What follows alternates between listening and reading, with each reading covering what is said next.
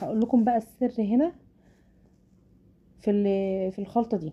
هاخد كل التوابل كلها مع بعضها وهقلبهم كويس جدا مع بعض، وفي طاسه واحمصهم على نار هاديه جدا، وهتشمي ريحه التوابل هتطلع رهيبه جدا جدا جدا. الطريقه دي بتخلي التوابل تكون ظاهره في الفراخ، في طعم الفراخ كده، بتديها طعم جميل جدا جدا جدا. شايفين لونهم عامل ازاي؟ هنبدأ بقى نجهز التتبيلة بتاعتنا. في بولة هنزل بالتوابل بتاعتنا.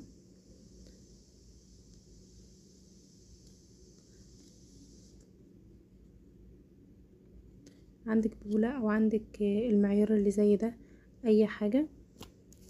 هنزل بالتوابل كلها مرة واحدة، وهضيف عليها كوباية مية، ساعة الكوباية 200 ملي. هقلب